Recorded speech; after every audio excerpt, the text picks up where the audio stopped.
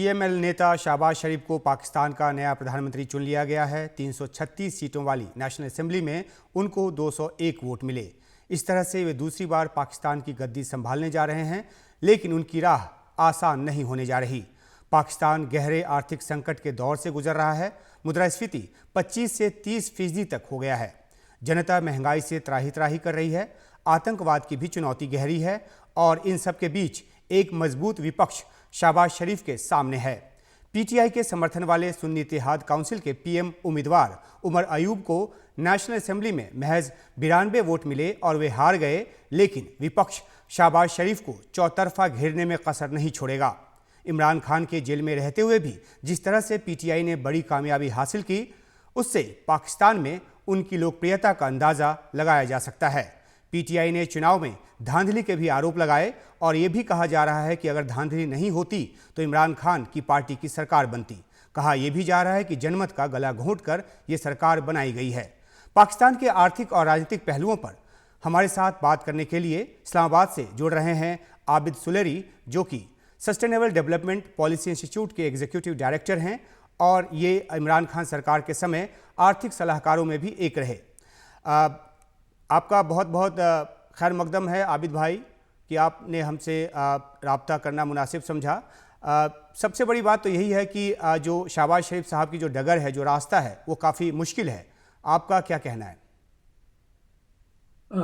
जी, इस चीज़ में तो कोई दो राय नहीं कि यकीनन इस वक्त एक चैलेंजिंग फेज है। लेकिन अगर हम पिछले 6 महीनों को देखें तो पिछले 6 महीनों में मैक्रो इकोनॉमिक इंडिकेटर्स जो थे, तमाम के तमाम इंडिकेटर्स, उनमें कुछ हद तक बेहतरी जो है वो ज़रूर आई है। और अब देखना ये है कि अगली हुकूमत यहाँ से टेक ऑफ कैसे करती है। तो अगर मैं इस वक्त अपना जो हमारा फेडरल बोर्ड ऑफ रेवेन्यू है उसकी टैक्स कलेक्शन के नंबर्स को देखूं, या मैं जो इस वक्त एक्सपोर्ट के वॉल्यूम को देखूं, या फिस्कल डेफिसिट को देखूं, करंट अकाउंट डेफिसिट को देखूं, तो तकरीबन तमाम इंडिकेटर्स में कुछ ना कुछ बेहतरी जो है वो आई है। अब उस बेहतरी को सस्टेनेबल कैसे बनाना है, ये एक बहुत बड़ा चैलेंज होगा, क्योंकि यहाँ पे ये कहा जा सकता है कि ये जो पिछले 6 महीने की प्रोग्रेस है, इसको सस्टेनेबल बनाने के लिए policy measures, long term policy measures और पॉलिसी रिफॉर्म्स जो हैं वो करना होंगी। और जी आबिद कोई भाई, भी हम जो आर्थिक पहलू हैं उसकी गहराई में और ज़्यादा आगे उतरेंगे। सबसे पहली बात तो यही है कि जिस तरह से वहाँ पे सरकार बनी है, तमाम सवालात वहाँ पर है।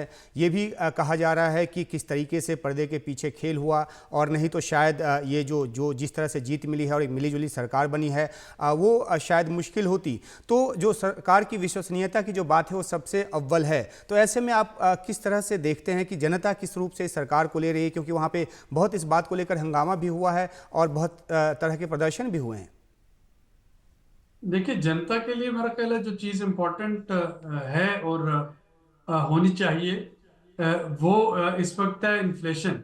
कि महंगाई जो है, कोई भी हुकूमत जो है वो महंगाई पे किस तरह से काबू पाएगी।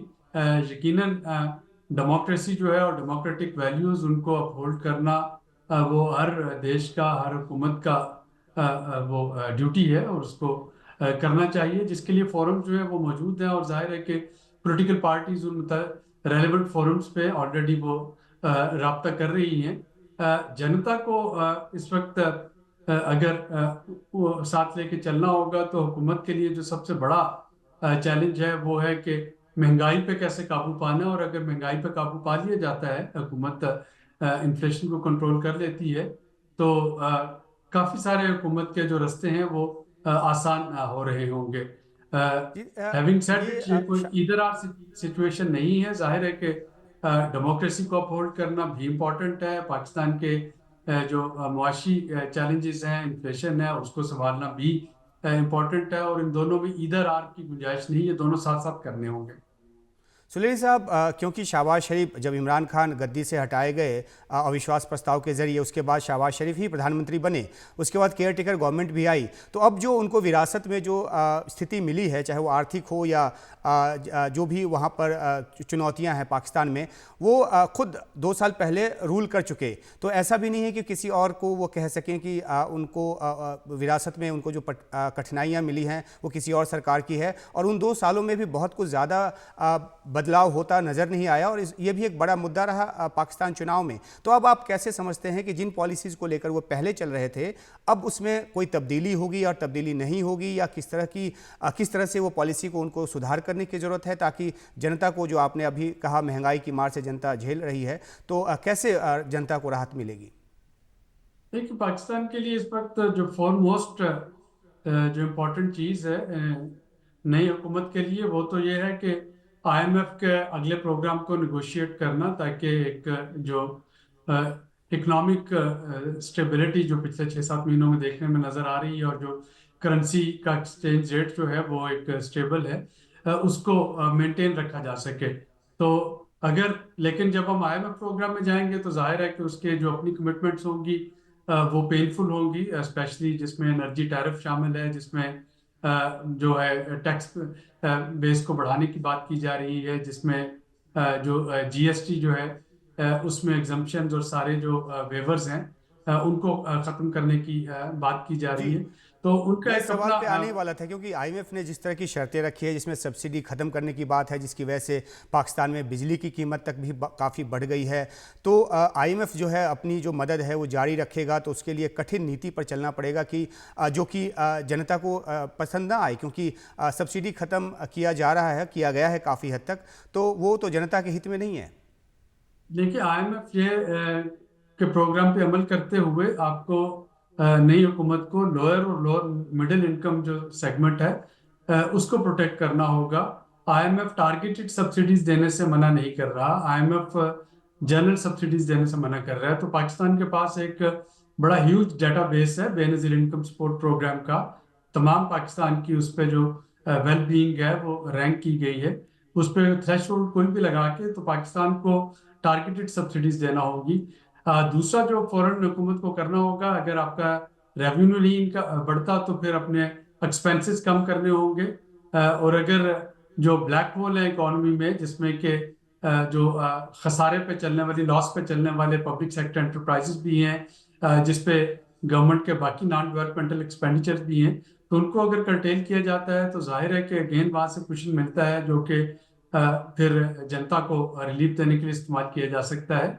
और थर्ड, जब जी। हम एनर्जी की बात करते हैं तो पाकिस्तान जितना बजट इस वक्त बेनजीर इनकम सपोर्ट प्रोग्राम का है सोशल सेफ्टी नेट के लिए 1 साल का, उतना ही पाकिस्तान में बिजली के ट्रांसमिशन और डिस्ट्रीब्यूशन लॉसेस हैं, और जो बिल नहीं देते, रिकवरी नहीं होती, तो वो मिला लें और पाकिस्तान का सोशल प्रोटेक्शन का बजट बना ले तो वो जी। दोनों बराबर है। तो जिसका मतलब है कि अगर बिजली की जो डिस्ट्रीब्यूशन है उसको लूप होल्स को बंद कर दिया जाए तो वहां से आपको अच्छा खासा कुशन मिल सकता है।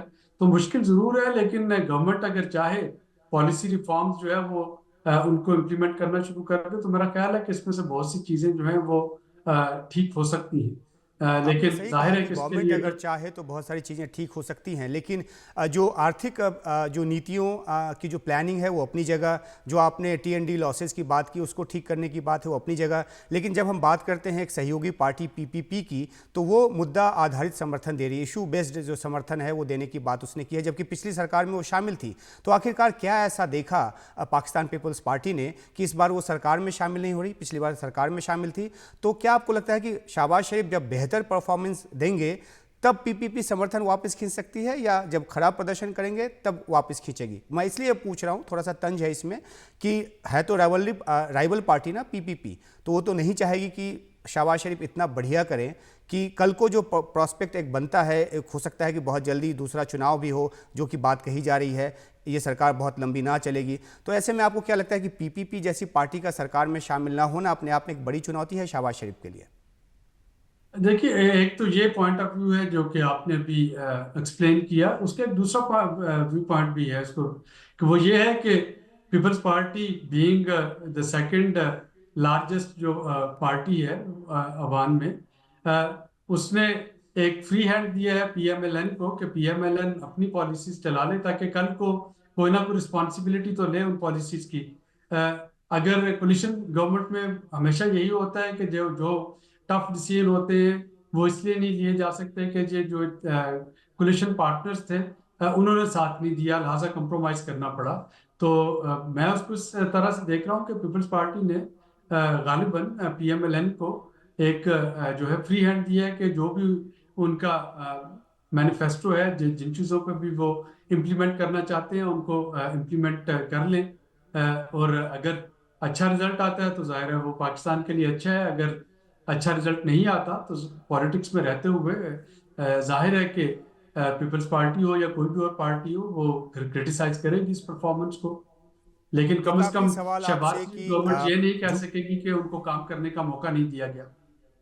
जी हाँ, लेकिन इमरान खान के जो कारकुन हैं वो भी सड़कों पे उतर के अपने जो प्रदर्शन है वो करेंगे, सरकार की नीतियों के खिलाफ जो अपनी नाराज़गी है वो जताते रहेंगे। लेकिन एक अहम सवाल है, आखिरी सवाल है आपसे कि आतंकवाद पाकिस्तान के लिए बड़ी चुनौती रहा है, भारत के लिए भी क्रॉस बॉर्डर टेररिज्म जो है बहुत बड़ी चुनौती रहा है। हालांकि नवाज शरीफ ने अपने भाषण में इतना ज़रूर कहा है कि वो भारत समेत तमाम देशों के साथ रिश्ते सुधारना चाहते हैं, व्यापार चाहते हैं, लेकिन जो 370 को पुनर्बहाली की जो बात मैनिफेस्टो में पीएमएल ने की है, तो ये तो एक विरोधाभास लगता है कि एक तरफ आप ऐसी शर्त रख रहे हैं जो कि भारत को कभी मंजूर नहीं होगा और दूसरी तरफ आप रिश्ते सुधारने की बात कर रहे हैं। तो क्या आप सूरत हाल देखते हैं कि क्या वाकई में इस सरकार के आने के बाद अब भारत के साथ रिश्तों में कोई सुधार आएगा, कोई बढ़ोतरी होगी?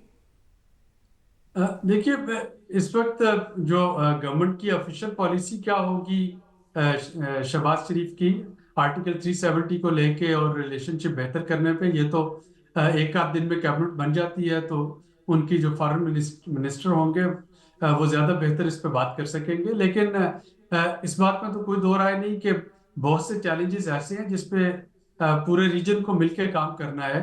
एयर पोल्यूशन की बात आप कर लें, आप क्लाइमेट चेंज की बात कर लें, आप एग्रीकल्चर में बढ़ोतरी की बात कर लें, आप जो एक दूसरे से पॉवर्टी रिडक्शन के बारे में सीखना है उन पर बात कर लें, तो जो पूरा का पूरा जो सस्टेनेबल डेवलपमेंट गोल्स हैं 17 गोल, तो वो तो एक दूसरे के साथ मिलके ही आप जो है अच्छी प्रैक्टिसेस ले सकते हैं। जो चीजें जी एक मुल्क में काम नहीं कर रही वो शायद दूसरे में भी काम ना करें, लेसन लर्न कर सकते हैं। तो ये मेरा ख्याल है कि एक पॉजिटिव सेंस में बात की नवाज शरीफ साहब ने कि हमें जो ह्यूमैनिटी के लिए जो कॉमन चैलेंजेस जी है जाहिर है कि उनके मुकाबला मिलके करना होगा।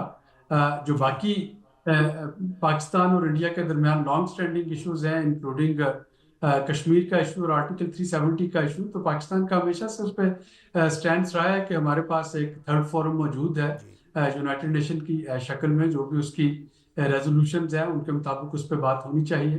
जी और लेकिन जी आपने पाकिस्तान के मुतल्लिक सही बात कही, लेकिन भारत का अपना एक स्टैंड है कि जो talks and terror can not go together. और दूसरी बात ये भी है कि पाकिस्तान जब जब इस तरह के मुद्दे को अंतर्राष्ट्रीय मंचों पे उठाता रहा है तो भारत की तरफ से करारा जवाब जो है पाकिस्तान को दिया जाता रहा है। बहरहाल हमसे बात करने के लिए पाकिस्तान के अलग अलग पहलुओं पर आपका बहुत शुक्रिया आबिद भाई। हम आपसे फिर जुड़ेंगे और पाकिस्तान के ताज़ा हालातों के बारे में आपसे फिर बात करेंगे। शुक्रिया। Thank you.